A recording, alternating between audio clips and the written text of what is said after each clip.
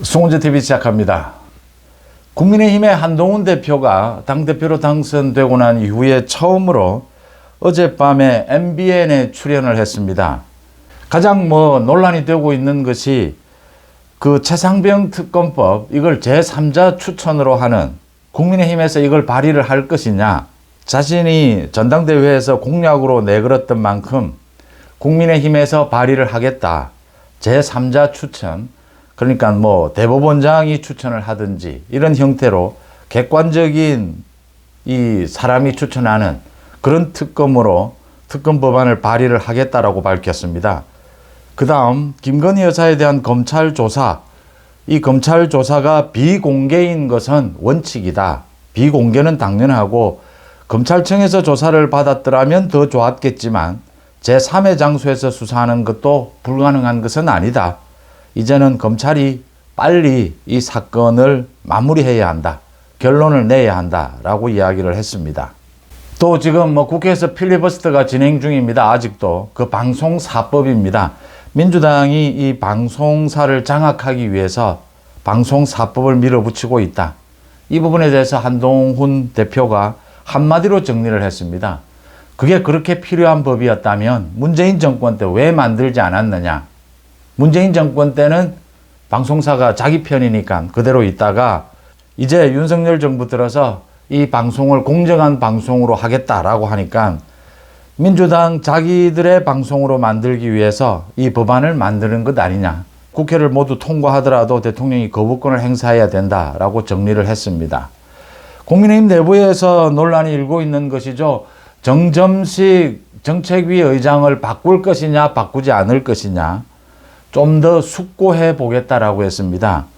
당대표가 새로 뽑히면 정책위 의장은 당연히 당대표가 선임을 하는 것입니다. 그런데 이게 친윤이냐 친한이냐 이런 논란거리가 되고 있는데 한동훈 대표가 좀 더 숙고하겠다라고 하는 것인데 정점식이 빨리 사표를 내야 합니다. 그러니까 정점식이 다시 정책위 의장을 하더라도 사표를 내고 한동훈 대표가 재신임을 하고 아니면 또 다른 사람으로 바꾸고, 그건 당연한 것입니다. 이 몽리를 부릴 부분에 몽리를 부려야지 참 좀 어처구니 없는 일들이 벌어지고 있습니다. 대통령실도 이제 한동훈 당대표 이 체제의 보조를 맞추기 시작했습니다. 구체적으로 김건희 여사의 활동을 공식적으로 보좌하는 제2부속실, 이 제2부속실을 설치하기 위해서 대통령 시행령을 고치고 직제 개편에 나섰습니다. 제2부속실을 설치해서 이 김건희 여사의 활동 부분을 공식적으로 보좌를 하겠다라고 밝혔고요. 또 특별감찰관입니다. 대통령 가족, 측근들을 감찰하는 특별감찰관, 이게 문재인 정권 5년 내내 지켜지지 않았습니다.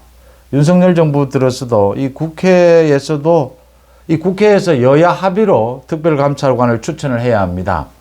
국회에서도 추천을 하지 않았고 그래서 임명이 되지 않았는데 특별감찰관도 임명하겠다라고 했습니다.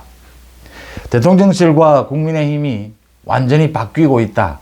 이제 새로운 모습을 찾아가고 있다라는 점입니다. 그런데 아직도 일부에서 이 한동훈 대표를 부정하는 듯한, 전당대회 결과를 부정하는 듯한, 승복하지 않는 이런 몽리를 부리고 있습니다. 전당대회 기간 중에 한동훈 후보를 검증한다라고 하는 이름으로 이 가짜뉴스를 퍼뜨린 세력들입니다. 한동훈 후보에 대해서 갖가지 네거티브, 갖가지 마타도를 한 이 세력들이 지금도 계속해서 한동훈 지도체제를 흔들어 보려고 하고 있습니다. 모래에 머리를 쳐박은 타조 같다, 이런 이야기를 많이 합니다. 지금 이 세력들 전당대회, 선거나 경선은 끝나고 나면 승복을 하는 것입니다. 깨끗하게. 이걸 승복하지 않는 경우, 그러니까 명백하고 뚜렷한 근거가 있고 이러면 부정선거 또는 이 승복하지 못하겠다, 이럴 수가 있습니다. 지난 전당대회에서 한동훈 대표가 당선이 된 것은 63%, 압도적인 지지로 당선이 된 것은 한동훈 후보로 봐서는 아무것도 흠이 될 게 없습니다. 문제는 지금 전당대회 기간 내내 원희룡을 비롯해서 한동훈에 대해서 가짜뉴스를 퍼뜨린 이 세력이 오히려 더 문제였습니다. 그런데 압도적인 승리를 했는데도 또 승복하지 않는 태도를 보이고 있습니다. 목리를 부리고 있습니다. 뭐 한동훈 지도체제 인정 못하겠다 지금 이런 식입니다. 제가 보기에는. 이게 지금 정책위 의장이 당대표가 새 당대표가 재신임을 하면 같이 또 일하는 것이고 바꾸면 바꾸는 것입니다. 정책위 의장이 정점식이 지난 2개월 동안 뭐 정책위 활동 뭐 한 게 뭐가 있습니까? 또 정점식이 뭐 정책 부분에 있어서 정점식 의원이 다른 부분에 있어서 이 일을 못하고 평가받지 못한다는 이야기는 아닙니다. 정책 부분에 있어서 그렇게 이 자신의 장점을 갖고 있지도 않고 또 한동훈 대표와 이 정책적 케미도 맞지가 않습니다. 그럴 때는 주변에서 무슨 이야기를 하든 이게 무슨 친한 친윤의 뭐 대결이 펼쳐질 그런 자리가 되는 것입니까? 자기가 먼저 사의를 표하고 자기가 정말 정책위 의장을 하고 싶으면 한동훈 대표와 상의를 해서 이런 자신의 비전이 있다. 이렇게 이야기하고 재신임을 받는 것이 맞습니다. 뭘 이걸 가지고 지금 뭐 최고위원 구성이 어떻느니 이런 이야기할 거리 자체가 되지 않는다라고 하는 것입니다.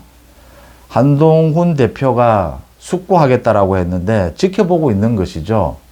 이 한동훈 대표가 전격적으로 이런 문제들을 정리하지 않고 이 숙고하고 지켜보는 모습, 신중한 모습도 뭐 그것도 나쁘진 않다 이렇게 보입니다. 지금 이 경선 결과, 전당대회 결과에 승복을 하지 않겠다라고 하는 일부 세력입니다. 이런 세력들이 전당대회 때 가짜뉴스를 퍼뜨렸고 검증이라는 이름으로 지금은 또 그럴듯하게 한동훈 지도부를 견제한다 이런 걸 내세웁니다. 그러면서 윤 대통령과 한동훈 대표 사이를 이간질합니다. 주로. 그리고 뭐 곧 한동훈이 또 무너질 것이다 이렇게 퍼뜨리고 다닙니다. 민심 당심에 63% 압도적인 지지를 받은 이 당대표 체제가 무너지면 윤석열 정부 지금 여권 전체에 무슨 도움이 되며 문희조 심판에 무슨 도움이 됩니까? 앞뒤 없이 이러는 겁니다. 그래서 제가 협잡군이라고 하는 겁니다. 이 정치 장사꾼들입니다. 이런 세력들을 어떻게 처리하느냐. 쓸어버릴 수도 있는데 한동훈이 숙고하고 있다고 하는 것이고요. 좀 여러 가지로 걱정을 하는 이 최상병 특검법 제3자 추천으로 한동훈이 국민의힘에서 발의하겠다라고 하는 것. 이건 전당대회 때도 이야기를 했고 이 배경도 또 한동훈이 여러 번 설명을 했습니다. 이거 간략하게 말씀을 드리면요. 이재명이 이거 받지 못합니다. 국민의힘에서 발의를 해도 이재명은 이거 받지 못합니다. 이미 반대하겠다는 뜻도 밝혔습니다. 왜 그러냐면요. 지금은 특검을 이재명이 임명하겠다는 것 아닙니까? 이건 안 된다라고 하는 것인데 제3자 특검을 추천을 해서 공정한 특검으로 하면 이 최상병 사건에 있어서 외압 의혹은 없습니다. 또 공수처 수사 결과가 이제 나오게 될 텐데 모두 나오고 난 다음에 국민의힘에서 이 발의를 할 겁니다. 공정한 특검을 임명하고 이 특검으로 인해서 불필요한 뭐 정치 공작을 하지 못하도록 특검 법안을 만들어서 국민의힘에서 발의를 하면 100% 민주당은 받지를 못합니다. 왜냐하면 민주당은 이 특검 진상을 조사하자라는 게 아니지 않습니까? 이걸로 정치 공세를 펼치겠다라고 하는 것이죠. 그러니까 매일같이 특검에서 불러서 뭐 여론전을 펼치는 겁니다. 이런저런 근거 없는 내용들을 브리핑하고 이렇게 해서 여론전을 펼치겠다. 또 이 특검, 자기들의 입맛에 맞는 특검을 임명을 해서 사건을 좀 조작해 보겠다. 이런 의도입니다. 진상을 그대로 드러내면 이게 뭐 크게 문제될 게 없다라는 건 지금 경찰 수사, 공수처 수사 과정에서 드러나고 있습니다. 거의 또 드러났습니다. 그래서 그렇게 하지 못하는 매일같이 언론 브리핑을 못하게 하고 특검을 공정한 특검으로 하게 하면 민주당이 이 특검을 추진할 이유가 없어지는 겁니다. 민주당이 어떻게 받겠습니까? 한동훈 대표가 이야기하는 건 이 부분인 것입니다. 국민의힘에서 적극적으로 나서서 좋다 그러면 공정하게 하자. 뭐 여론, 언론 플레이 이런 거 하지 못하도록 하자. 이렇게 국민의힘에서 적극적으로 나서고 발의를 하면 민주당에서 못 받는다라고 하는 것입니다. 또 한동훈 특검법, 김건희 특검법, 한동훈 대표가 어제 MBN 인터뷰에서 이건 내용이 아예 되지를 않는다라고 딱 잘랐습니다. 맞는 이야기고요.